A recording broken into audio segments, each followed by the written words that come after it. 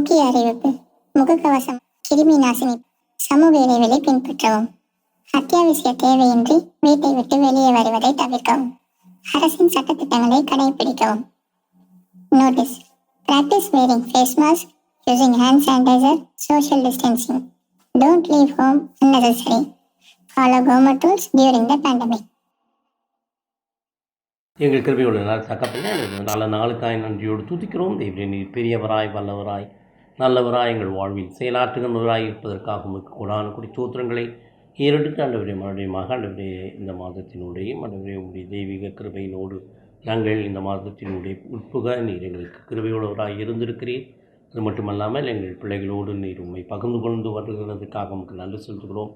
பிள்ளைகளுக்கு நீர் கொடுத்து வருகிற சுகத்திற்காக, பலனுக்காக நாங்கள் நன்றி செலுத்துகிறோம். அவ்விதமாக சென்ட் பீட்டர்ஸ் திருச்சபையின் மீனம்பாக்கம் திருச்சபையின் மூலமாக ஆண்டவரை விசேஷித்து ஆண்டவரே இந்த சிறுபிள்ளைகள் மத்தியிலே செய்யப்படுகின்ற இந்த ஊழியம் அவர்கள் உம்மோடு எந்த விதத்திலாவது அவர்கள் தொடர்புடையவர்களாக இருக்க வேண்டும் என்று எடுத்துக்கொள்கின்ற இந்த முயற்சிகளை தேவரே நீர் எங்களுக்கு ஆசீர்வாதமாக்கி தந்திட வேண்டும். இந்த முயற்சிகளில் ஈடுபடுகின்ற ஒவ்வொருவரையும் நீர் ஆசீர்வதிக்க வேண்டும் என்றும் அன்பின் தகப்பனே ஆண்டவரே பிள்ளைகள் உமக்குள்ளாக வளர ஆண்டவரே நீர் உதவி செய்திட வேண்டும் என்று இந்த நேரத்தில் உம்மை நோக்கி பார்க்கின்றோம். ஆசீர்வதியும் தொடர்ந்து நீர் எங்கள் பிள்ளைகளை உம்முடைய தெய்வீக கருத்துக்குள்ளாக வைத்து காத்து வழி நடத்திட வேண்டும் என்று எங்கள் நல்ல ஆண்டவர் இயேசு கிறிஸ்துவின் மூலம் கேட்கிறோம் பிதாவே, ஆமென்.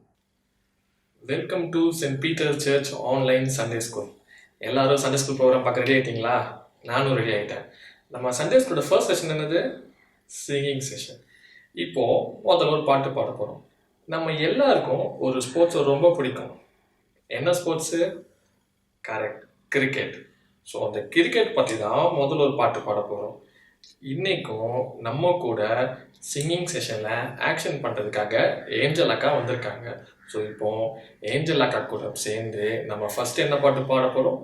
கிரிக்கெட் விளையாடும் தம்பியே.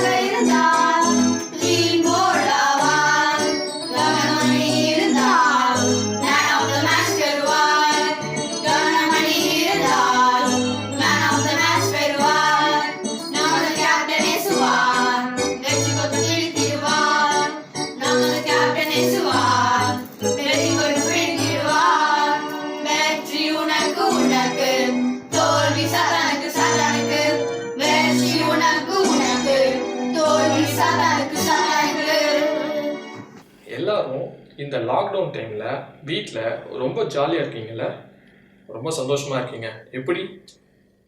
ஏன்னா நம்ம எல்லாரும் ஏசப்பாவோட பிள்ளைங்க, அதனால தான் ரொம்ப சந்தோஷமாக இருக்கோம். ஸோ நம்ம எப்படி சந்தோஷமாக இருக்கோம் அப்படின்றத ஒரு பாட்டாக பாடலாமா?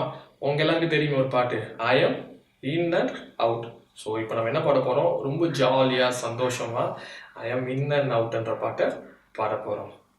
I'm in and out and up and down and happy all the time. I'm in and out and up and down and happy all the time. Since Jesus Christ came in, cleansed my heart from sin. I'm in and out and up and down and happy all the time. நான் உள்ளம் புறமும் மேலும் கீழும் மகிழ்ச்சியாயுள்ளே.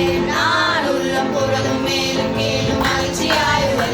என் இயேசுவிலே வந்தார், என் பாவம் போக்கினார். நான் உள்ளம் புறமும் மேலும் கீழும் மகிழ்ச்சியாயுள்ளே. ரொம்ப ஜாலியாக பாடினீங்களா? இப்போ நம்ம சண்டே ஸ்கூலில் ஒரு பழைய பாட்டை பாட போகிறோம். சில பேரோட பேரண்ட்ஸ் கூட இந்த பாட்டு தெரிஞ்சிருக்கோம். ஒரு எப்படி சொல்கிறது, நிறையா வைல்டு அனிமல்ஸ்லாம் பார்த்தின ஒரு பாட்டு, பழைய பாட்டு, வைல்டு அனிமல்ஸ். கரெக்ட். வரி குதிரை கோடு போட்டது யார்? ஸோ இந்த பாட்டை நீங்கள் எல்லாரும் எந்திரிச்சு நின்று ஆக்ஷன் பண்ண போகிறீங்க. என்ன பாட்டு? வரி குதிரை. வலிக்குதுடா வலிக்குதுடா கோடு போட்டது யாரு வலிக்குதுடா வலிக்குதுடா கோடு போட்டது யாரு ஆண்டவர் போட்ட டிசைன் எல்லாம் அழகா இருக்குது பாரு ஆண்டவர் போட்ட டிசைன் எல்லாம் அழகா இருக்குது பாரு ஒட்டக சிவிங்கி ஓய்ந்து இருப்பது எப்படி ஒட்டக சிவிங்கி ஓய்ந்து இருப்பது எப்படி கர்த்தருக்கு பயந்தோரெல்லாம் உயர்ந்திடுவார் அப்படி கர்த்தருக்கு பயந்தோரெல்லாம் உயர்ந்திடுவார் அப்படி யானைக்குட்டி பான வயது எதுக்கு யானைக்குட்டி பான வயது எதுக்கு வசனம் பஞ்சம் வந்து விட்டா என்ன பண்ணுவே எனக்கு வசனம் பஞ்சம் வந்து விட்டா என்ன பண்ணுவே எனக்கு. ரொம்ப நாளாக எல்லாரும் நம்ம சண்டே ஸ்கூலை ஆன்லைனில் பார்த்துட்டு இருக்கீங்க. உங்கள் எல்லாருக்கும் நம்ம சண்டே ஸ்கூல் பாட்டோட ஆக்ஷன்ஸ் ஞாபகம் இருக்கா? சரி, இப்போ சின்ன கேம் விளாட்லாம். இப்போ ஏஞ்சல் அக்கா கடைசியாக ஒரு பாட்டுக்கு ஆக்ஷன் பண்ண போடுவாங்க. திடீர்னு ஆக்ஷன் பண்ணாமல் காணாமல் போயிடுவாங்க. ஏஞ்சல் அக்கா ஆக்ஷன் பண்ணலனாலும் நீங்கள் எல்லாரும் கரெக்டாக ஆக்ஷன் பண்ணணும். புரியுதா? ஏஞ்சல் அக்கா ஆக்ஷன் பண்ணிக்கிட்டே இருப்பாங்க, திடீர்னு காணாமல் போயிடுவாங்க ஆக்ஷன் பண்ணாமல். அக்கா ஆக்ஷன் பண்ணாமல் காணாமல் போனாலும் நீங்கள்லாம் கரெக்டாக ஆக்ஷன் பண்ணணும். ஓகேவா? இப்போது இந்த கேம் விளையாட போகிறோம். ஏஞ்சல் அக்காவும் நீங்களும் சேர்ந்து கரெக்டாக ஆக்ஷன் பண்ணீங்கன்னு பார்க்கலாமா? ஸோ இப்போ கடைசி என்ன பாட்டு பாட போகிறோம் ஏஞ்சல் அக்கா கூட சேர்ந்து? பேதுரு, அந்திரேயா, யாக்கோபு, யோவான். Andrea, Jacobo, Johan, Pedro. Andrea, Jacobo, Johan, Pedro. Andrea, Jacobo, Johan, மீன் பிடிக்க சென்றனர். நாம் முழுவதும் மீன் பிடிக்க முயற்சித்தோம். நாம் முழுவதும் மீன் பிடிக்க முயற்சித்தோம். நாம் முழுவதும் மீன் பிடிக்க முயற்சித்தோம். மீன் பிடிபடவில்லை. கடலின் ஓரமா இயேசு வந்தாரே. கடலின் ஓரமா இயேசு வந்தாரே. கடலின் ஓரமா இயேசு வந்தாரே. நடந்து வந்தாரே. மீன் பிடிக்கும் வலையை அடுத்த பக்கமாய் மீன் பிடிக்கும் வலையை அடுத்த பக்கமாய் மீன் பிடிக்கும் வலையை அடுத்த பக்கமாய் போடுங்க என்று சொன்னாரே. இயேசுவின் சொல்படி கீழ்ப்படிந்த உடனே. இயேசுவின் சொல்படி கீழ்ப்படிந்த உடனே. இயேசுவின் சொல்படி கீழ்ப்படிந்த உடனே பலிக்கிலிய மீன் பிடிப்பனர். பலியை காட்டிலும் கீழ்ப்படிதலையே. பலியை காட்டிலும் கீழ்ப்படிதலையே. பலியை காட்டிலும் கீழ்ப்படிதலையே. இயேசு உன்னை விரும்புகிறார். இயேசு உன்னை விரும்புகிறார். லாஸ்ட் சாங் ரொம்ப சூப்பராக இருந்துச்சுல்ல? எல்லாரும் கரெக்டாக ஆக்ஷன் பண்ணீங்களா? ஏஞ்சல் அக்கா எங்கெல்லாம் ஆக்ஷன் பண்ணலையோ அங்கெல்லாம் கரெக்டாக மிஸ் பண்ணாமல் ஆக்ஷன் பண்ணீங்களா? கரெக்டாக பண்ணீங்களா? ஓகே, அப்போ யாருமே இன்னொரு ஆக்ஷனை மறக்காம வச்சுட்டு இருக்கீங்க. ஓகே, இப்போ இந்த கேம் சிங்கிங் செஷன் இதோட முடிஞ்சது. இப்போ அடுத்தது மெமரிஸ் கற்றுக்க போகிறோம். இன்றைக்கி மெமரிஸ் உங்களுக்கு சொல்லி தரதுக்காக பிளெஸ்ஸி அக்கா வந்திருக்காங்க. மெமரிஸ் படிக்கிறதுக்கு நம்ம என்ன பண்ணணும்? உங்கள் பைபிள், நோட்புக், பென் எடுத்து வச்சுட்டிங்களா? பிளெஸ்ஸி அக்காவை கூப்பிட்டுலாமா மெமரிஸ் சொல்லி தரதுக்கு? ஓகே, எல்லாம் ரெடி ஆகிட்டிங்களா? பைபிளை திறந்து வச்சுக்கோங்க. இப்போ மெமரி வாஸ் பிளெஸ்ஸி அக்கா. ஹலோ குட்டீஸ், எல்லாரும் எப்படி இருக்கீங்க? எல்லாரும் சந்தோஷமா இருக்கீங்களா? Very good. இந்த வாரம் வசனம் கத்துக்கலாமா? அதுக்கு முன்னாடி எல்லாரும் ஓடி போய் உங்க பென் அண்ட் நோட் புக் எடுத்துட்டு வந்து உட்காந்துக்கோங்க. வாங்க வசனம் படிக்கலாம். தேவன் நமக்கு அடைக்கலமும் பலனும் ஆபத்து காலத்தில் அனுகூலமான துணையுமானவர். சங்கீதம் 46:1. இந்த வசனத்துல இருந்து நம்ம என்ன கத்துக்கிறோம்னா, நம்ம வெளியே போகும்போது வரும்போது ஏசப்பா நமக்கு அடைக்கலமா இருக்காங்க. நம்ம ரொம்ப வீக்கா சில டைம் நம்ம ரொம்ப டயர்டா ஃபீல் பண்ணுவோம்ல, அந்த டைம் ஏசப்பா நம்மளுக்கு பலனா இருக்காரு. அப்புறம் ஆபத்து காலத்தில், அதாவது இந்த கொரோனா டைம்ல நம்மளுக்கு கொரோனா வந்துருமோன்னு நம்மளுக்கு சின்னதா ஒரு பயம் இருக்குல்ல, அந்த பயமே இல்லாதபடி ஏசப்பா நம்மளுக்கு துணையா இருக்காராம். சோ நம்ம இந்த வசனத்தை கத்துக்கலாமா? இப்ப நான் சொல்ல சொல்ல என் கூட நீங்க ரிப்பீட் பண்ணுங்க. தேவன் தேவன் நமக்கு நமக்கு அடைக்கலமும் அடைக்கலமும் பெலனும் ஆபத்து காலத்தில் அனுகுணமான துணையுமானவர். சங்கீதம் 46 1. இன்னொரு வாட்டி சொல்லலாமா? தேவன் நமக்கு அடைக்கலமும் பெலனும் ஆபத்து காலத்தில் அனுகுணமான துணையுமானவர். சங்கீதம் 46 1. இந்த வசனத்தை நம்ம மனப்பாடம் பண்ணி நம்ம எப்போதான் லைஃப்ல ரொம்ப வீக்கா ஃபீல் பண்றோமோ, சிக்கா ஃபீல் பண்றோமோ, அப்போலாம் இந்த வசனத்தை நம்ம சொல்லி நம்ம ப்ரே பண்ணலாம்.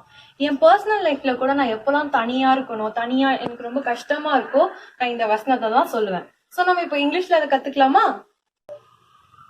God is our refuge and strength and always ready to help in times of trouble. Psalms 46:1. இப்போ நான் சொல்ல என் கூட ரிப்பீட் பண்ணுங்க. God is our refuge and strength and always ready to help in times of trouble. Psalms 46:1. இங்கிலீஷ்ல கூட எவ்வளவு அழகா போட்டிருக்கல. God is always ready to help in times of trouble. நம்ம எப்பெல்லாம் நம்மளுக்கு ரொம்ப கஷ்டம், நமக்கு இனிமே அவ்வளவுதான், நம்மளுக்கு இனிமே எதுவுமே இல்ல, நம்மளுக்கு இதுக்கப்புறம் என்னன்னே தெரியல அப்படின்னு நினைக்கிறப்போ நம்ம காட் கிட்ட போனா அதுக்கான சொல்யூஷன் காட் நம்மளுக்கு கொடுப்பாரு. சோ இந்த வசனத்தை நீங்க கண்டிப்பா மனப்பாடம் பண்ணி உங்க லைஃப்ல நீங்க எப்போ வேணா நீங்க இதை சொல்லி நீங்க யூஸ் பண்ணி நீங்க ப்ரே பண்ணலாம். ஓகே குட்டீஸ், நெக்ஸ்ட் வீக் உங்களை இன்னொரு வசனத்தோட பாக்குறேன். அது வரைக்கும் பாய்.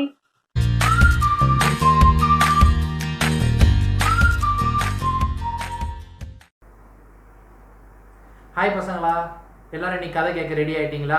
வசனம்லாம் இன்னைக்கு படிச்சிருப்பீங்கன்னு நினைக்கிறேன். போன வாரம் இது வரைக்கும் அண்ணன் கதை சொன்னேன், எல்லாருக்கும் ஞாபகம் இருக்கா? எலியா தீர்க்கதரிசி பற்றி சொன்னேன் இல்லையா? ஆகாப் ராஜாவும் அவங்க ஒய்ஃப் யோசபெல்லும் எப்படி பாவமான காரியங்களை பண்ணாங்க, பாகாலுக்கு கோயில் கட்டினாங்க சமாரியாவில். அதனால கடவுள் கோபப்பட்டு எலியா தீர்க்கதரிசி மூலமா இனிமே மழையே வராது அப்படின்னு சொல்லிட்டு எலியா தீர்க்கதரிசி கிளம்பி எங்க வந்துடுறாரு? சீதோன் அப்படின்ற இடத்துல ஒரு விதவை வீட்டுல வந்து தங்குறாரு. அது வரைக்கும் பார்த்தோம் இல்லையா? இப்போ 3 வருஷம் ஆச்சு. ஆகாப் ராஜா கிட்ட போய் மழை வராது அப்படின்னு எலியா சொல்லிட்டு வந்து 3 வருஷம் ஆயிடுச்சு. இப்ப கடவுள் வந்து எலியாவை திரும்பவும் கூப்பிடுறாரு. எலியா, இப்ப நீ திரும்பவும் எங்க போனோம்? சமாரியாவுக்கு போனோம். ஆகாப் கிட்ட போ, மழையை பத்தின ஒரு செய்தியை நான் சொல்ல போறேன் அப்படின்னு சொல்றாரு. சோ என்ன பண்றாரு? எலியாவும் என்ன பண்றாரு? கிளம்பி சமாரியாவுக்கு போறாரு. அங்க போகும்போது பாத்தீங்கன்னா சமாரியாவில், அதாவது இஸ்ரவேலுக்குள்ள இருக்கிற சமாரியான்ற இடத்துல, அங்கதானே அந்த பாகாலோட கோயில்லாம் கட்டினாங்க. அங்க பயங்கரமான பஞ்சமா, ஆடு மாடுகள் குடிக்க தண்ணி இல்லை, ஆடு மாடுகள் மேயறதுக்கு வந்து ஒரு புல்வெளிகள், மரம், செடி, கொடி எதுவுமே எல்லாம் பயங்கர பஞ்சமா இருந்துச்சான். ஸோ ஆகாப் ராஜா என்ன பண்ணாரு? அவர்கிட்ட வந்து ஒபதியா அப்படின்ற ஒரு ஆள் வந்து விசாரிப்புக்காரனா இருந்தாரு. அதாவது ராஜா கீழே மந்திரிங்க இருப்பாங்கல்ல, அந்த மாதிரி. அவரை கூப்பிட்டு என்ன சொல்றாரு? நீ என்ன பண்ணு, சமாரியாவில் வந்து நீ இஸ்ரவேல் தேசத்தோட ஒரு சைட்ல போய் எங்கேயாவது தண்ணி இருக்குதா, பச்சை பசையில் புல்வெளிகள் இருக்கா, நம்மளோட ஆடு மாடுகள் எல்லாம் மேயறதுக்கு இருக்கான்னு பாரு, நான் இன்னொரு சைடு போய் பாக்குறேன். அந்த மாதிரி இடத்த கண்டுபிடிச்சா நம்ம இருக்கிற கொஞ்சம் மிருக ஜீவன்களை காப்பாத்திக்கலாம் அப்படின்னு நினைச்சிட்டு அவர்கிட்ட சொல்றாரு. இந்த ஒபதியாங்கிறவர் எப்படின்னு கேட்டீங்கன்னா, ஆகாப் ராஜா கீழே வேலை பார்த்தாலும் நம்மளோட கர்த்தருக்கு வந்து பயந்த ஒரு மனிதன். கடவுள் சொல்ற விஷயங்களை மட்டும்தான் செய்வாரு. கடவுளுக்கு விரோதமா இந்த பாகால் தீர்க்கதரிசிகள்லாம் இருக்காங்கல்ல, அவங்க பின்னாடி போகாம பாகால் தெய்வங்களை வணங்காத ஒரு உத்தமமான நல்ல மனிதன். ஸோ யோசபெல் இருக்காங்க இல்லையா, ஆகாப் ராஜாவோட ஒய்ஃப், நான் சொன்னேன்ல, அவங்க மூலமா தான் வந்து இந்த பாகாலுக்கு கோயில்லாம் கட்டினாங்கன்னு சொல்லிட்டு. ஸோ அவங்க என்ன பண்ணாங்க? இந்த கடவுளோட தீர்க்கதரிசிகள் எல்லாரையும் கொல்ல ஆரம்பிச்சாங்க. அப்போ இந்த ஒபதியாங்கிறவர் என்ன பண்ணாரு? ஒரு 100 தீர்க்கதரிசிகள், ஆண்டவருக்கு கர்த்தருக்கு பயந்த 100 தீர்க்கதரிசிகளை அவரோட கண்ட்ரோல்ல ஒரு குகையில வச்சு அவங்களுக்கு டெய்லி சாப்பாடு கொடுத்து அவங்கள வந்து பராமரிச்சுட்டு இருந்தாராம். ஸோ அவர் ஒரு உத்தமமான மனிதன். இப்படியாக ஆகாப் ஒரு பக்கமும் ஒபதியா ஒரு பக்கமும் வந்து அந்த தேசத்துல எங்க தண்ணி இருக்கு, எங்க வந்து பசுமையான இடங்கள் இருக்குன்னு பாக்குறதுக்கு போறாங்க. இப்படி ஒபதியா வந்து அந்த தேசத்துக்குள்ள தேடி தண்ணி இருக்க இடங்களை தேடி போகும்போது அவருக்கு எதிரில் யார் வரானா எலியா தீர்க்கதரிசி வராரு. எலியா தீர்க்கதரிசியை பார்த்தோன்னே இவர் ஒபதியா கண்டுபிடிச்சிடுறாரு. கண்டுபிடிச்சிட்டு அவரை போய் வணங்குறாரு. நீங்க எதுக்கு இங்க வந்திருக்கீங்கன்னு கேட்கிறாரு. அப்ப எலியா சொல்றாரு, நீ போய் என்ன பண்ணு, உன்னோட ராஜாவான ஆகாபை என்கிட்ட கூட்டிட்டு வா, அவர்கிட்ட நான் பேசணும் அப்படின்னு சொல்றாரு. அப்புறம் இவர் என்ன பண்றாரு, போய் ஆகாபு கிட்ட போய் சொல்றாரு, ராஜா இந்த மாதிரி வந்து மழை வராதுன்னு ஒரு தீர்க்கதரிசி சொன்னார்ல எலியா, அவர் திரும்பவும் வந்திருக்காரு அப்படின்னு. ஆகாபு கோவம் வந்துருச்சு, அவர் எதுக்கு இங்க வந்தாரு அப்படின்னு சொல்லிட்டு அவரை பாக்குறதுக்காக போறாங்க. அப்ப போகும்போது எலியா வந்து ஆகாபு கிட்ட சொல்றாரு, ஆகாப் நீ பயங்கரமான நிறைய பாவங்கள்லாம் பண்ணிருக்க, இப்ப நீ என்ன பண்ணணும், ஆண்டவர் என்ன சொல்றாருன்னா வந்து ஆண்டவர் அல்லாத பாகால்களையும் மற்ற தெய்வங்களையும் வணங்குற நிறைய தீர்க்கதரிசிகள் உங்களுக்கு மத்தியில இருக்காங்க. பாகால வணங்குற தீர்க்கதரிசிகள் மட்டும் எத்தனை பேர் இருக்காங்க, 400 பேர், 400 people இருக்காங்க. நீ அவங்க எல்லாரையும் என்கிட்ட கூட்டிட்டு வா, அவங்க எல்லாரையும் நான் கொன்னு போட போறேன் அப்படின்னு. அப்படி கொன்னு போட்டாதான் இஸ்ரவேல்ல மழை பெய்யும் அப்படின்னு சொல்றாரு. இது சொன்ன உடனே என்ன பண்றாங்க, ஒரு இடத்துல வந்து அந்த ஆகாப் ராஜா எல்லா அந்த மற்ற தெய்வங்களை வணங்குற தீர்க்கதரிசிகளையும் கூட்டு வராரு, 400 பாகால் தீர்க்கதரிசிகளும். அப்போ இஸ்ரவேல் மக்களும் வந்துடுறாங்க. மக்களை பார்த்த உடனே எலியா கோவப்பட்டுறாரு, எவ்வளவு தைரியம் உங்களுக்கு, ஆண்டவர் உங்களுக்காக எவ்வளவு அருமையான காரியங்களை பண்ணியிருக்காங்க, ஆண்டவர் உங்களை எல்லா கஷ்டத்துல இருந்து விடுவிச்சிருக்காங்க, அப்படி இருந்தும் நீங்க ஆண்டவரை விட்டுட்டு போய் பாகால போய் வணங்குறீங்களே, பாகால் உண்மையான தெய்வமே கிடையாது அப்படின்னு சொல்லி பயங்கர கோபமா சொல்றாரு. சொல்லிட்டு ஒன்னு சொல்றாரு, சரி இப்போ ஒண்ணு பண்ணுவோம், உங்களுக்கு முன்னாடி 400 பாகால் தீர்க்கதரிசிகள் இருக்காங்க, எத்தனை பேர், 400 people. இப்போ ஆண்டவருக்கு உண்மையா ஆண்டவருக்கு பயந்த தீர்க்கதரிசி நான் ஒருத்தன் மட்டும்தான் இருக்கேன் அப்படின்னு எலியா சொல்றாரு. இப்போ நம்ம ஒரு டெஸ்ட் வைப்போம்.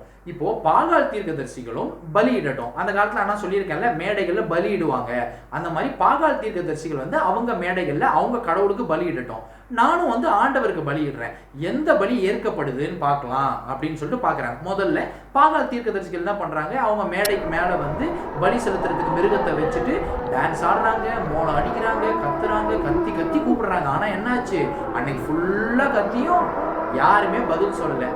பாகால்னு தான் ஒரு தெய்வமே கிடையாது இல்லையா, அவங்க தான் எதையோ கல்லையோ மண்ணையோ வணங்கிட்டு இருக்காங்க, அவங்க பதில் தராத தெய்வத்தை வணங்குறாங்க. அதனால பதில் தரவே இல்லையா, அவங்க குதிச்சு ரொம்ப டயர்ட் ஆயிட்டாங்களாம்.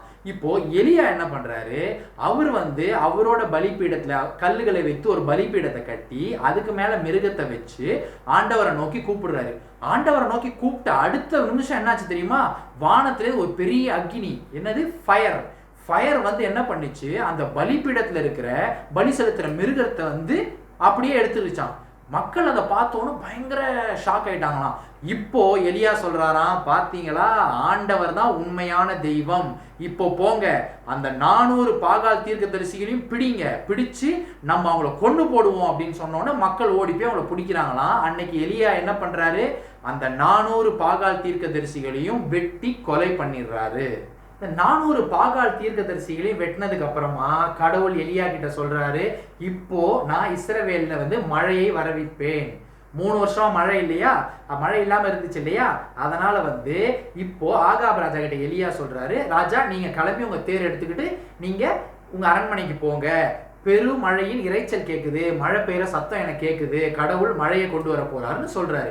இது சொன்னதுக்கு அப்புறமா எலியா வந்து அவரோட ஊழியக்காரன், அவரோட வந்து வேலைக்காரன் கிட்ட சொல்றாரு, நீ போய் பாரு, அந்த கடல் இருக்க சைட்ல போய் பாரு, மழை வருது பாரு அப்படின்றாரு. இவரு போய் பாக்குறாரு, பார்த்துட்டு இல்லை எலியா எங்கேயுமே மழை எதுவும் வரலையே, அந்த மாதிரி மேகம் எதுவும் தெரியலையே அப்படின்றாரு. அப்போ அவர் சொல்றாரு, நீ திரும்பவும் போய் 7 தடவை பாரு அப்படிங்கிறாரு. இதே மாதிரி அவர் 7 தடவை பார்த்தோன்னா, ஆமா அங்க வந்து ஒரு கருமேகம் வருது, அதுல மழை தெரியுது அப்படின்ட்டு சொல்றாரு. அப்போ சொல்லும் போது வந்து பயங்கரமான மழை பெய்ய ஆரம்பிச்சிருது. 3 வருஷமா மழை பெய்யாம இருந்த இஸ்ரவேல்ல மழை பெய்யுது. 400 பாகால் தீர்க்கதரிசியும் கொண்டுட்டாங்க. இந்த பாகால்ன்ற தெய்வம் வந்து ஆகாப் ராஜாக்கு யார் கூப்பிட்டு வந்தது, அவங்க ஒய்ஃப் யோசபெல் வந்து இதை கேள்விப்பட்டோன்னா பயங்கர ஷாக் ஆயிட்டு ரொம்ப கோவப்பட்டுறாங்க. அது எப்படி பாகாலோட தீர்க்கதரிசியை வந்து எலியா கொல்றது அப்படின்னு சொல்லி கோபப்பட்டு எலியாவை பிடிங்க, அவரை கொல்லணும் அப்படின்னு சொல்லிட்டு பயங்கர கோபமானவன எலியா என்ன பண்றாரு, அந்த இடத்த விட்டு போயிடுறாரு, சமாரியா விட்டு போயிடுறாரு. போயிட்டு ஒரு டெசர்ட்ல போயிட்டு ஒரு சூறை செடி கீழே போய் தங்குறாரு. பயங்கர டயர்ட் ஆயிடுறாரு.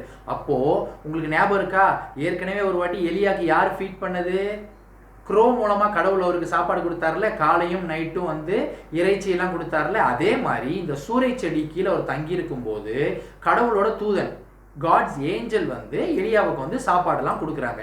அப்புறம் ஒரு நாள் கடவுள் என்ன சொல்றாரு, எலியா நீ இங்கேருந்து கிளம்பி ஓரேப் அப்படின்ற மலைக்கு, மவுண்ட் ஓரேபுக்கு நீ போகணும் அப்படின்னு சொல்றாரு. ஸோ அங்கேருந்து 40 days பயணப்பட்டு போய் மவுண்ட் ஓரேப்ல இருக்க ஒரு குகையில போய் எலியா தங்குறாரு. அந்த இடத்துல தான் கடவுள் வந்து எலியாவுக்கு தரிசனமாகிறாரு. கடவுள் வந்து எலியாவை கூப்பிடுறாரு. அப்போ அந்த குகையிலேருந்து வெளியே வந்து பார்க்கும்போது மின்னலும் பயங்கர லைட்டுமா இருக்குது. அப்போ கடவுள் வந்து எலியா கிட்ட பேசுறாரு, எலியா இப்போ நான் உன்னை ஒரு இடத்துக்கு அனுப்ப போறேன், முக்கியமான 3 விஷயத்த நீ பண்ணணும் அப்படின்னு சொல்றாரு. என்ன விஷயம்னு கேட்டா, சிரியா அப்படின்ற தேசத்துக்கு ஒரு புது கிங்கை நான் காமிக்க போறேன். அதுக்கப்புறம் இஸ்ரவேல் தேசத்துக்கு ஒரு புது கிங்கை நான் காமிக்க போறேன். அதே போல உன்னோட இடத்துல, எலியாவோட இடத்துல இஸ்ரவேலுக்குன்னு உனக்கு அப்புறமா ஒரு புது ப்ராஃபெட், புது தீர்க்கதரிசியா எலிசா அப்படிங்கிறவனை நான் கண்டுபிடிச்சிருக்கேன், நான் ஃபிக்ஸ் பண்ணியிருக்கேன். நீ போய் அவங்கள கூப்பிட்டு அவங்கள அபிஷேகம் பண்ணணும், இதுக்காக நான் உன்னை அனுப்ப போறேன் அப்படின்னு சொல்லிட்டு வந்து கடவுள் வந்து எலியா கிட்ட சொல்றாரு. இப்படி கடவுள் எலியா கிட்ட சொன்னதும் எலியா என்ன பண்றாரு, போய் வந்து எலிசா தீர்க்கதரிசியை கண்டுபிடிக்கிறதுக்கும் அந்த ராஜாக்களை அபிஷேகம் பண்ண சொன்னார்ல, அதுக்காக கிளம்பி போறாரு. கடவுள் சொல்றாரு, நீ இவங்களை கண்டுபிடிச்ச உடனே இந்த 3 பேர் மூலமா நான் என்ன பண்ணுவேன், மற்ற தெய்வங்கள் பாகால்களை வணங்குற எல்லாரையும் அழிச்சதுக்கு அப்புறமா இஸ்ரவேல்ல டோட்டலா 7,000 பேர் வந்து பாகால வணங்காதவங்க இருப்பாங்கன்னு சொல்லி அனுப்புறாரு. ஸோ எலியா வந்து கிளம்பி போறாரு. இதே சமயத்துல என்ன நடக்குதுன்னா, சிரியா தேசத்துல இருக்க ஒரு ராஜா என்ன பண்றாரு, இஸ்ரவேல் மேல படை எடுத்து வராரு. இஸ்ரவேல்ல இப்ப யார் ராஜா, ஆகாப் ராஜா. ஸோ இவர் படையெடுத்து வரும்போது பெரிய படையோட வராரு. அப்போ ஆகாப் ராஜா பயப்படுறாரு. அப்போ கடவுள் வந்து ஒரு ப்ராஃபெட் அனுப்புறாரு. ஒரு ப்ராஃபெட் மூலமா, தீர்க்கதரிசி மூலமா ஆகாப் கிட்ட வந்து தீர்க்கதரிசி சொல்றாரு, ஆகாப் நீங்க ஒன்றும் கவலைப்படாதீங்க, நீங்க கிளம்பி போங்க, இந்த எதிர்த்து வர சீரியர்களை வந்து நீங்க நிச்சயமா முறியடிச்சிருவீங்க, அவங்கள நீங்க தோக்கடிச்சிருவீங்க, நீங்க தான் வாரில் ஜெயிப்பீங்க அப்படின்னு கடவுள் சொல்றாரு. அதே மாதிரி என்ன பண்றாரு, ஆகாப் கிளம்பி போறாரு. கிளம்பி போகும்போது அவங்க சீரியர்களை வந்து டிஃபீட் பண்ணிடுறாங்க. சீரியர்கள் தோத்து போயிடுறாங்க இஸ்ரேல் மக்களுக்கு முன்னாடி. ஆனா என்ன ஆகுது, அந்த சீரிய ராஜா மட்டும் தப்பிச்சு போயிடுறாரு.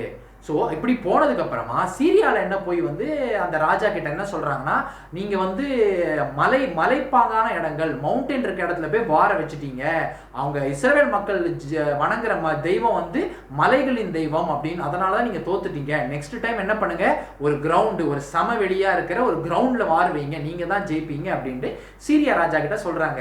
எவ்வளவு ஃபூலிஷான விஷயம் இல்லையா? நம்ம கடவுள் என்ன நம்மள வந்து மவுண்ட்ல மட்டும்தான், மலையில மட்டும்தான் காப்பாத்துவாரா? நம்ம கடவுள் தான் எல்லாத்தையுமே படைச்சார் இல்லையா? எங்க இருந்தாலும் அவரு தான் வந்து அவங்களோட மக்களையும் அவங்களுக்கு பயந்தவங்களையும் காப்பாத்துவார் இல்லையா? ஸோ அது தெரியாம சீரியர்கள் என்ன பண்றாங்க, அடுத்த வருஷம் 1 வருஷம் கழிச்சு திரும்பவும் படையெடுத்து வராங்க. அப்பவும் ஒரு சமவெளியில, ஒரு கிரவுண்ட் மாதிரி இருக்க பிளெயினான இருக்க ஒரு இடத்துல படையெடுத்து வராங்க. அப்பவும் என்ன பண்றாரு, ஆகாப் ராஜா எதிர்த்து போறாரு. தீர்க்கதரிசி சொல்றாங்க, நீங்க போங்க, உங்களுக்கு தான் வெற்றின்னு சொல்றாங்க. அதே மாதிரி என்ன பண்றாங்க, மறுபடியும் அந்த சீரியர்களை வந்து முறியடிச்சிடுறாங்க. இஸ்ரேல் மக்கள் ஜெயிச்சுட்டு திரும்பவும் அவங்க இதுக்கு வந்துடுறாங்க. இப்போ ஆகாப் ராஜா வந்து இஸ்ரவேல்ல பீஸ்ஃபுல்லா ரூல் பண்ணிக்கிட்டு இருக்காரு. இப்போ ஆகாப் ராஜாவோட அரண்மனைக்கு முன்னாடி நாபோத் அப்படிங்கிற ஒரு மனுஷனோட வைன்யார்ட், அதாவது திராட்சை தோட்டம் இருந்துச்சு.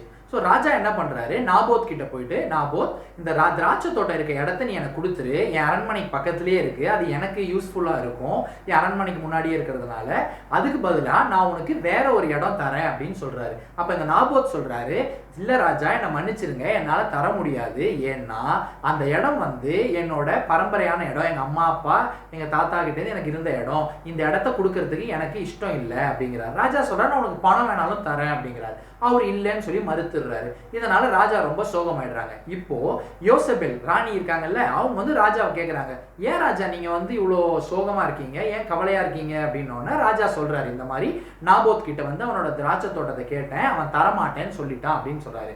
அதுக்கு அவங்க சொல்றாங்க, நீங்க தான் இந்த இஸ்ரவேலுக்கே பெரிய ராஜாவாச்சே, இந்த ராஜா கேட்டு யாராவது தரமாட்டேன்னு சொல்லுவாங்களா, கவலை விடுங்க, நான் பாத்துக்கிறேன் அப்படின்னு சொல்றாங்க. இந்த யோசபேல் யாரு, ரொம்ப விக்கெடானவங்கல்ல, அவங்க மூலமா தானே இந்த பாகாலுக்கு கோயில்லாம் ராஜா கட்டினாரு, ஆண்டவரோட தீர்க்கதரிசிகள்லாம் கொல்லப்பட்டாங்க. ஸோ இவங்க என்ன பண்றாங்க, ஒரு பிளான் பண்ணி அங்க இருக்கிற அந்த தேசத்துல இருக்கிற மந்திரிகளுக்கெல்லாம் ஒரு லெட்டர் எழுதுறாங்க. ராஜாவோட பேர்ல எழுதுறாங்க. நீங்க என்ன பண்ணுங்க, எப்படியாவது வந்து நாபோத்தை பிடிச்சி அவன் ராஜாவுக்கு எதிராகவும் கடவுளுக்கு எதிராகவும் தூஷணமான வார்த்தைகள் தப்பான விஷயங்கள்லாம் சொன்னான் அப்படின்னு சொல்லி அவனை வந்து எப்படியாவது கல்லெறிஞ்சு கொன்னுருங்க அப்படின்னு சொல்றாங்க. இது கேட்டோன்னா ராணி கிட்ட இருந்து லெட்டர் வந்தோன்னு என்ன பண்றாங்க, அதே மாதிரியே நாபோத்தை பிடிச்சி, நாபோத் நீ இந்த மாதிரி தப்பா பேசிட்ட, ராஜாவை பத்தி தப்பா பேசின, கடவுளை பத்தி தப்பா பேசினேன்னு சொல்லி அவனை கொன்னுடுறாங்க. கொன்னுட்டு ராணிக்கு இன்ஃபார்ம் பண்றாங்க. ராணி இப்போ என்ன பண்றாங்க, அவங்க பிளான் படி எல்லாம் நடந்துருச்சுல்ல, எவ்வளோ தப்பான விஷயம் இல்லை, அடுத்தவங்களோட பொருளை அபகரிக்கிறதுக்கு வந்து எவ்வளோ தப்பான காரியங்கள்லாம் பண்றாங்க. அந்த மாதிரிலாம் நீங்க பண்ண மாட்டீங்கல்ல. நம்ம என்னைக்குமே என்ன பண்ணணும், அடுத்தவங்களோட பொருளுக்கு ஆசைப்படவே கூடாது. உங்க ஃப்ரெண்ட்ஸ் கிட்ட ஏதோ ஒன்று பாரோ பண்றதுக்கு கேட்குறீங்கன்னா அவங்க கொடுத்தாங்கன்னா வாங்கணும். அவங்க கொடுக்கலன்றதுக்காக நீங்க போய் திருடுவீங்களா? கடவுளுக்கு பிடிக்காத காரியம், பாவமான காரியம் உங்களுக்கு ஏதாவது வேணும்னா நீங்க கடவுள்கிட்ட ஜெபம் பண்ணி கேட்கணும், உங்க அம்மா அப்பா கிட்ட கேட்கணும். அதை விட்டு திருடுறது அதெல்லாம் வந்து கடவுளுக்கு பிடிக்காத ரொம்ப தீய காரியங்கள். ஓகேவா? ஸோ இப்போ ராணி போய் ராஜாட்ட சொல்றாங்க, ராஜா இந்த நாபோத் இறந்து போயிட்டா, நீங்க போய் அவனோட திராட்சை தோட்டத்தை எடுத்துக்கோங்க, உங்களுக்கு தான் அது இனிமே அப்படின்னு சொல்றாங்க. ராஜா போய் நாபோத்தோட அந்த வைன்யார்ட் அந்த திராட்சை தோட்டத்தை எடுத்துக்க போகும்போது கடவுள் வந்து எலியா தீர்க்கதரிசிட்ட பேசுறாரு. எலியா நீ உடனே கிளம்பி போ, இந்த மாதிரி ஒரு பாவமான காரியத்தை வந்து ஆகாப் ராஜா பண்ணிட்டாரு, நீ உடனே அவர்கிட்ட போ அப்படின்னு சொல்றாரு. இது கேட்ட உடனே எலியா கிளம்பி ராஜா கிட்ட போறாரு. போயிட்டு ஆகாப் ராஜா கிட்ட சொல்றாரு, ஆகாப் ராஜா நீங்க ரொம்ப பாவமான காரியத்தை பண்ணிட்டீங்க, நீங்க விக்கிரகங்கள்லாம் ஆராதனை பண்ணியும் கூட கடவுள் என்ன பண்ணாரு, போர்ல எல்லாம் உங்களுக்கு சப்போர்ட் பண்ணாரு, உங்களை காப்பாத்தினாரு. ஆனா இன்னைக்கு அநியாயமா ஒரு மனுஷனை கொன்னு அவனோட பொருளை நீங்க எடுத்துக்கிட்டீங்க, அவனோட அந்த தோட்டத்தை அவனோட லேண்டை நீங்க எடுத்துக்க ட்ரை பண்ணீங்க, இது ரொம்ப பாவமான காரியம்னு சொல்லிட்டு கடவுள் என்ன சொல்றாரு தெரியுமா, ஆகாப் ராஜா செத்து விழுந்து கிடப்பாரு, அவரோட பிணத்தை நாய்கள்லாம் தின்னும். என்னவா, டாக்ஸ் எல்லாம் தின்னும், யாருமே அந்த பணத்தை கூட எடுக்க முடியாத மாதிரி உங்களோட சாவு இருக்கும், நாய்கள் தின்ற மாதிரி இருக்கும். அதே போல வந்து உங்க ஒய்ஃப் யோசேபேல் இருக்காங்கல்ல, அவங்களோட பணத்தையும் அவங்களோட ரத்தத்தெல்லாம் நாய்கள்லாம் நக்குன்னு பயங்கரமான ஒரு சாபத்தை விட்டுறாராம். கடவுள் சொல்றாரு நீங்க தவறான காரியத்தை பண்ணதுனால அப்படின்னு சொல்லிடுறாராம். இதை கேட்டோன்னா ஆகாப் ராஜாவுக்கு வந்து பயங்கர கவலையாயிடுதான். கவலையாயிட்டு சோகத்துல போய் உட்காந்து கடவுள்கிட்ட போய் சொல்றாரு, ஆண்டவரே என்னை மன்னிச்சிருங்க, நான் பண்ணது பாவம், நான் தெரியாம பண்ணிட்டேன், எனக்கு எப்படியாவது மன்னிப்பு கொடுங்க, எனக்கு நான் உண்மையாவே இதை ரியலைஸ் பண்றேன். எப்படி நம்ம ஏதாவது தப்பு பண்றோம்னா என்ன பண்ணோம், சும்மா கடவுளுக்கு தெரியாதுன்னு ஏமாத்தக்கூடாது, கடவுள்கிட்ட தெரியாம பண்ணிட்டா மன்னிப்பு கேட்கணும். அதனால தான் ஆகாப் ராஜா மன்னிப்பு கேட்கிறாரு. இதை பார்த்த உடனே கடவுள் எலியா தீர்க்கதரிசிக்கு சொல்றாரு, பாத்தியா எலியா அவன் எவ்வளோ ஃபீல் பண்ணி என்கிட்ட மன்னிப்பு கேட்குறான், அதனால நான் இப்போ சொன்ன அழிவை, அந்த ஆகாப் ராஜாவோட அழிவு சொன்னேன் இல்லையா, அந்த அழிவை வந்து ஆகாபோட பீரியட்ல பண்ண மாட்டேன், ஆகாபுக்கு அப்புறமா வர்ற அவனோட பையனோட பீரியட்ல தான் வந்து நான் இந்த மாதிரி ஒரு அழிவை கொண்டு வருவேன்னு சொல்லிட்டு ஆகாப் ராஜாவை நான் மன்னிக்கிறேன் அப்படின்னு சொல்லிட்டு கடவுள் சொல்றாரு. இதுக்கப்புறமா என்ன ஆச்சுங்கிறத நம்ம அடுத்த வாரம் பார்க்க போறோம். இப்போ பர்த்டே கொண்டாடுற பிள்ளைங்களுக்காக உங்களுக்கு ஜெபம் பண்றதுக்காக கிறிஸ் அக்கா வர போறாங்க. எல்லாரும் இப்போ பர்த்டேக்கு ப்ரேயருக்கு ரெடி ஆயிட்டீங்களா? முழங்கால் படிட்டுக்கோங்க, கையை கூப்புங்க, கண்ணை மூடுங்க. ஜெபிப்போம். இந்த வாரம் பர்த்டே செலிப்ரேட் பண்ணுறவங்களுக்காக ஜெபிக்கலாம். எல்லாரும் கண்களை மூடலாம். எங்கள் நல்ல தந்தை, இந்த நல்ல வேலைக்காக உண்மை நன்றி துதிக்கிறோம் சுவாமி. அப்பா பிதாவே, எங்களை கண்ணின் மணியை போல காத்து கொண்டு வருவதற்காக கூடி நன்றி இயேசுவே. இந்த வாரம் பர்த்டே செலிப்ரேட் பண்ணுற குட்டீஸ்க்காக ஸ்பெஷலாக ப்ரே பண்ணுறோம் சுவாமி. அப்பா அவர்களை நீ பேராக ஆசீர்வதியும், அவர்களுக்கு தேவையான அனைத்து ஆசீர்வாதங்களையும் இந்த வருடம் தந்தரணும் சுவாமி. அவர்களோட ட்ரீம் கம் ட்ரூவாக இருக்கணும் சுவாமி. அப்பா அவர்களை நீ ஞானத்தினாலும் அறிவினாலும் நிரப்பி அருளும் இயேசுவே. அப்பா அவர்கள் பெற்றோர்களையும் ஆசீர்வதியும் சுவாமி. அப்பா அவர்களுக்கும் அவர்களுக்கு தேவையான அனைத்தையும் நீர் தந்தவர்களும் இயேசுவே. அப்பா பிதாவே, மற்ற குழந்தைகளுக்காகவும் ஜெபிக்கிறோம் சுவாமி. அப்போ இந்த கொரோனா டைமில் நீர் அவர்களை கண்ணின் மணியை போல பாதுகாத்துக்கொள்ளும், எந்த டிசீஸும் வராதபடி, எந்த சிக்னஸும் அவர்கள் கிட்ட வராதபடி நீர் காத்துக்கொள்ளும் அப்பா, காத்துக்கொள்ளும், வழி நடத்தும். இயேசுவின் ஜெபிக்கிறேன் நல்ல பிதாவே, ஆமென். பரமண்டலங்களில் இருக்கிற எங்கள் பிதாவே, உம்முடைய நாமம் பரிசுத்தப்படுவதாக, உம்முடைய ராஜ்யம் வருவதாக, உம்முடைய சித்தம் பரமண்டலத்திலே செய்யப்படுகிறது போல பூமியிலேயும் செய்யப்படுவதாக. எங்களுக்கு வேண்டிய ஆகாரத்தை இன்று எங்களுக்கு தாரும். எங்கள் கடனாளிகளுக்கு நாங்கள் மன்னிக்கிறது போல எங்கள் கடன்களை எங்களுக்கு மன்னியும். எங்களை சோதனைக்கு உட்பட பண்ணாமல் தீமையினின்று எங்களை ரட்சித்துக் கொள்ளும். ராஜ்யமும் வல்லமையும் மகிமையும் என்றென்றைக்கும் உம்முடையவைகளே. ஆமீன். Welcome to vacation Bible activity. போன வாரம் வெக்கேஷன் பைபிள் ஆக்டிவிட்டியில் உங்களுக்கு என்ன டாபிக் கொடுத்துருந்தோம்? காட் அண்ட் எலியாவுக்கு சம்மந்தமான சில இன்சிடென்ட்ஸ். நாங்கள் ஒரு 3 இன்சிடென்ட்ஸ் சொல்லியிருந்தோம். நீங்களாம் கூட சில இன்சிடென்ட்ஸை பற்றின ஃபோட்டோஸ் அனுப்பிச்சிருந்தீங்க, சில பேர் வீடியோஸ் அனுப்பிச்சிருந்தீங்க. ஸோ லாஸ்ட் வீக் ஆக்டிவிட்டிக்குரிய ஃபோட்டோஸ் அண்ட் வீடியோஸ் அதை முதல்ல பார்த்துடலாமா?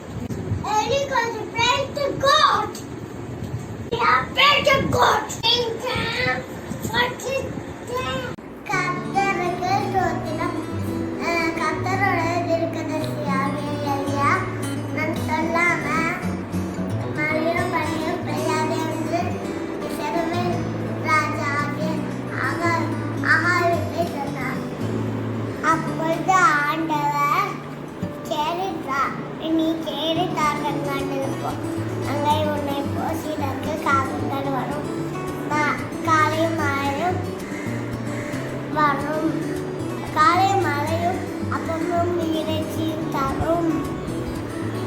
நீ தாகத்துக்கு அந்த ஆற்றோட தண்ணியை குடிச்சுக்கோ என்றார். ஆற்றின் தண்ணீர் வசனால கர்த்தர் எலியா நீ சாரிபாத்து விலங்கை எடுத்து போயின்றார். பிறகு வருகின்ற இந்த சாரிபாத்து விலங்கை பார்த்து எலியா கொஞ்சம் தண்ணி கொண்டு வா, அப்படியே கொஞ்சம் அப்பம் கொண்டு வா என்றார். சாரிபாத்து விதவை சொன்னால் எனக்கு கொஞ்சோண்டு மாவும் கொஞ்சோண்டு எண்ணெய் ஒன்று மாவும் கொஞ்சோண்டு எண்ணெயும் தான் இருக்கு, பயப்படாதே, நீ ஃபஸ்ட்டு கொஞ்சோண்டி குட்டி ஆடையும் கொண்டு வா என்றார். அப்பொழுது மாவும் எண்ணெயும் குறையாது என்றார். அதே போல சாரிபாத் விதவை என்றால்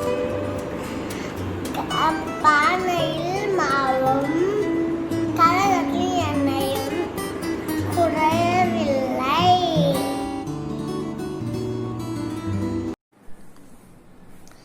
எலியா தாத்தாக்கு காக்கா பஞ்ச காலத்துல அப்பமும் இறைச்சியும் கொடுத்துச்சு, பகல்லையும் நைட்டும்.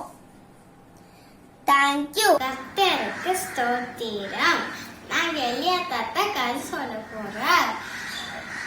இஸ்ரவேல தண்ணி மழையே பெய்யல, அங்க பஞ்சு வந்துருச்சு. அப்புறம் எலியா தாத்தா காட் என்ன சொன்னாங்க, அங்க போய் கேத்து தோற்றுக்கு போய் அங்க போய் ஒளிஞ்சுக்கோ சொன்னாங்க. அங்க தண்ணி குடிச்சாங்க. அப்புறம் காக்கா வந்து மார்னிங்கோ ஈவினிங்களோ பிரெட்டும் மீட்டும் கொண்டு வந்தது.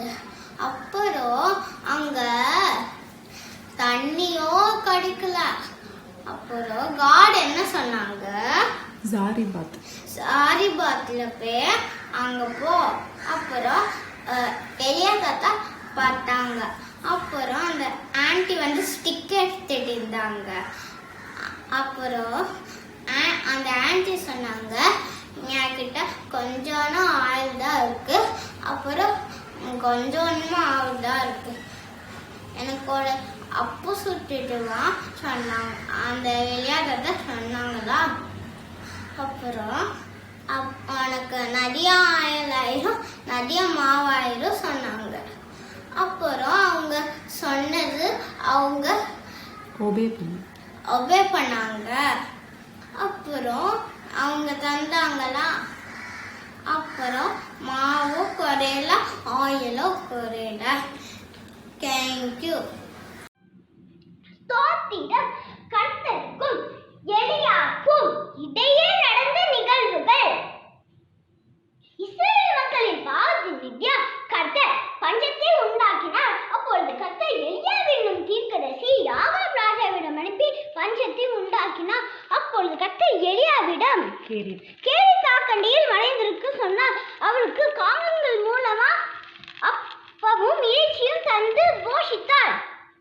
கேரித்தாள் வத்து போனவுடன் எலியாவை கர்த்தர் சாரிபாத் ஊருக்கு போய் தங்கி இருக்க சொன்னார். அங்கே ஒரு விதவையின் மூலமா கொஞ்சமே மாவும் எண்ணெயும் வைத்து பஞ்சகாலம் முழுவதும் போஷித்தார்.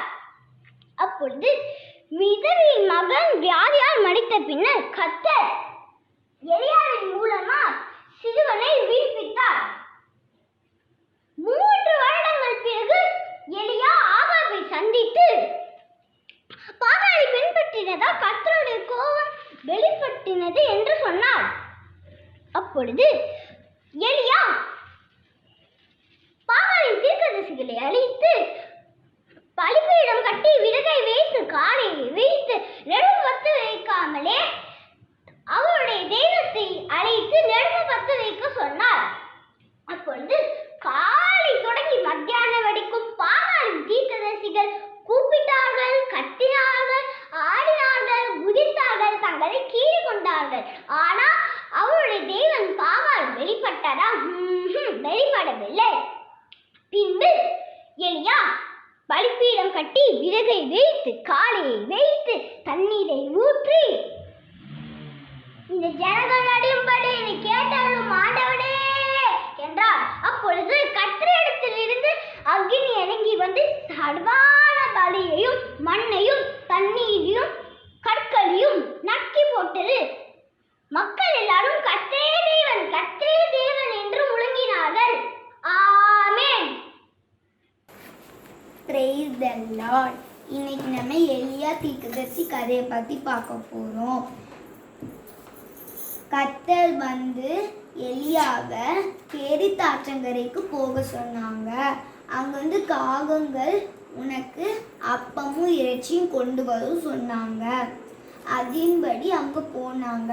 கொஞ்ச நாள் போனப்புறம் கேரித் ஆற்றங்கரையில் இருக்க எல்லா தண்ணியும் வற்றி போன உடனே கர்த்தர் வந்து சாரிபாத் விதவை கிட்ட போக சொன்னாங்க. சாரிபாத் விதவை வந்து விறகு பொறுக்கிட்டு இருக்கும்போது அவங்க கிட்ட போய் கேட்டாங்க. எனக்கு கொஞ்சம் தண்ணியும் கொஞ்சம் அப்பமும் எடுத்துட்டு வா சொன்னாங்க.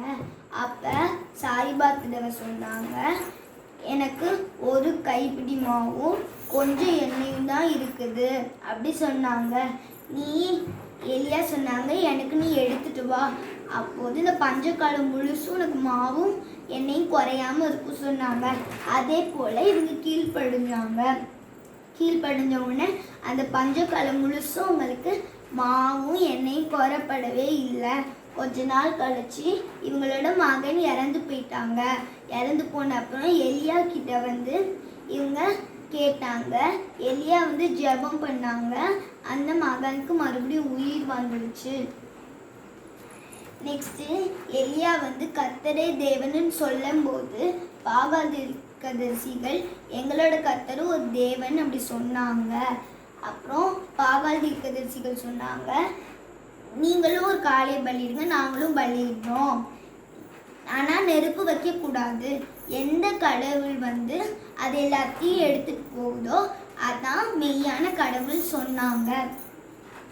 அப்படி சொல்லும்போது பாகால் தீர்க்கதரிசிகள் வச்சாங்க, கூப்பிட்டாங்க, கத்துனாங்க, கீறினாங்க, ரத்தம் வர வச்சாங்க, எதுவுமே நடக்கலை. ஆனால் எலியா வானத்தை கை பார்த்து ஜெபிக்கும் போது ஏசப்பா அக்கினி எல்லாத்தையும் நக்கி போட்டுச்சு. எல்லா ஜனங்களும் கர்த்தரே தேவன் சொல்லி ஆண்டவரை நம்பினாங்க. மாற்றங்களிலே ஒளிந்திருந்தார் எலியா தாத்தா, அங்கும் இங்கும் சுற்றி பார்க்கவே மனுஷர் கூட்டம் ஒன்றுமில்லையே.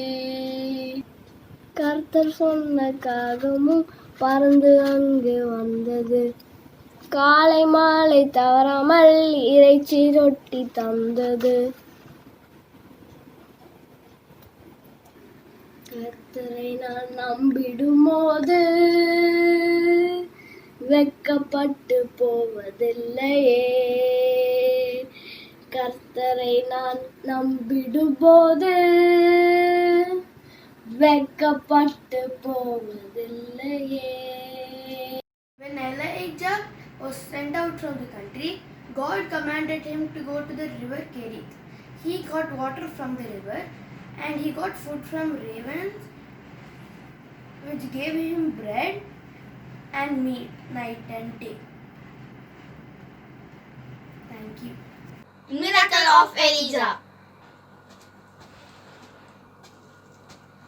Excuse me, can you please bring me some water? Yes, sure. And please bring me some bread to eat. Oh no, I have only little flour and oil. I'm gathering sticks to cook so that myself and my son would eat it and die. Do not be afraid. Go and prepare as you said. But make me a little bread first, and then you make for yourself. The Lord God of Israel said, the flour and the oil will never run out till the Lord command the rain upon the earth.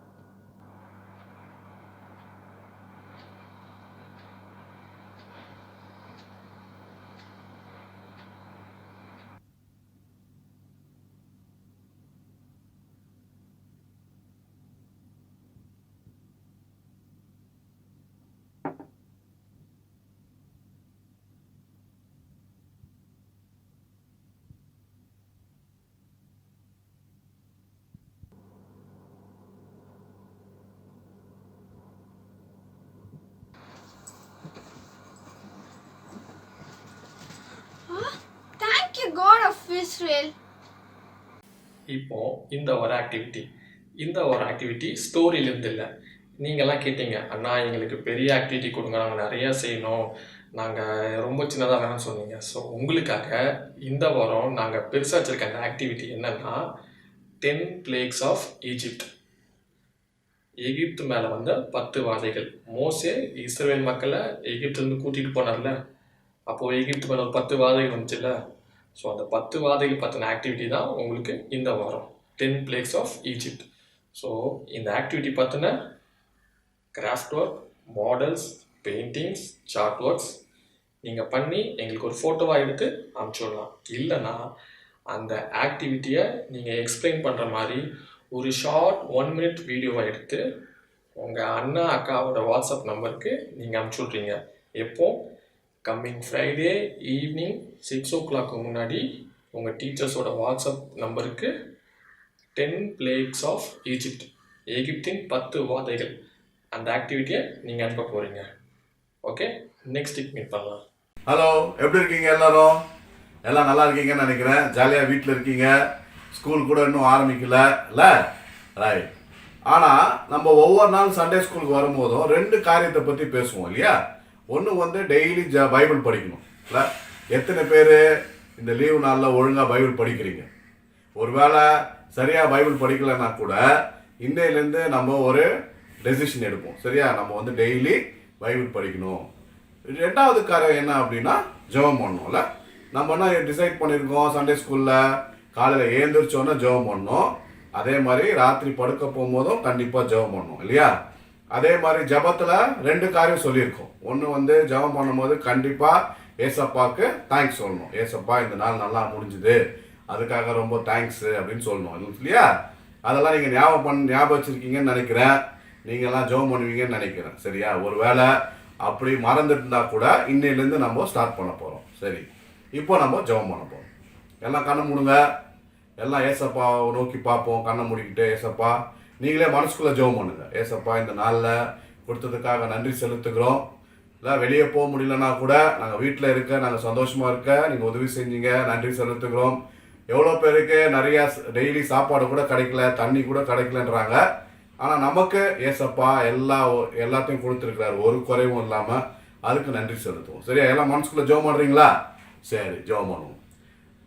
ஏசப்பா இந்த நல்ல நேரத்திற்காக உங்களுக்கு நாங்கள் நன்றி செலுத்துகிறோம். இந்த ஒவ்வொரு நாளும் ஒவ்வொரு செகண்டும் நீங்கள் எங்களை மறவாமல் எங்களுக்கு தேவையான எல்லா காரியத்தையும் நீங்கள் கொடுத்துருக்கீங்க. அதுக்காக நன்றி செலுத்துகிறோம். எத்தனையோ சமயத்தில் நாங்கள் உங்களை மறந்தாலும் ஏசப்பா நீங்கள் ஒரு செகண்ட் கூட நீங்கள் எங்களை மறக்கிறதில்ல. அதுக்காக நன்றி செலுத்துகிறோம். அதே மாதிரி இந்த சண்டே ஸ்கூல் பிள்ளைகளுக்காக நாங்கள் ஜெபிக்கிறோம். நாங்கள் கூட ஏசப்பா நிறையா நேரத்தில் பைபிள் படிக்காமல் விட்டுட்டோம், ஜெபம் பண்ணாமல் தவறிட்டோம். ஏசப்பா கிருபியா எங்களை மன்னிங்க. இன்னையிலேருந்து நாங்கள் ஒழுங்காக பைபிள் படித்து ஜெபிக்க நீங்கள் உதவி செய்யுங்க ஏசப்பா. அதே மாதிரி இந்த ஆக்டிவிட்டியெல்லாம் நாங்கள் செய்யறதுக்கு நீங்கள் கிருபை கொடுத்துருக்கீங்க. அதுக்காக நன்றி செலுத்துக்கிறோம். நாங்கள் தொடர்ந்து நாங்கள் பைபிளை படித்து உண்மை பற்றி நல்லா தெரிஞ்சுக்கொள்ள நீங்கள் உதவி செய்யுங்க. இனி வரப்போகிற நாட்களில் ஒவ்வொரு நாளும் நாங்கள் உண்மை நினைக்கவும் உம்மண்டையில் ஆண்டவரே நாங்கள் இன்னும் நிறையா நாங்கள் நெருங்கி வந்து உமக்கு பிரியமான பிள்ளைகளாக நாங்கள் நடக்கவும் நீங்கள் கிருபை செய்யுங்க. நீங்கள் அப்படியே செய்ததற்காக நன்றி செலுத்துகிறோம். இயேசு கிறிஸ்துவின் மூலம் தாழ்மையை வேண்டிக் கொள்கிறோம் பிதாவே. ஆமென்.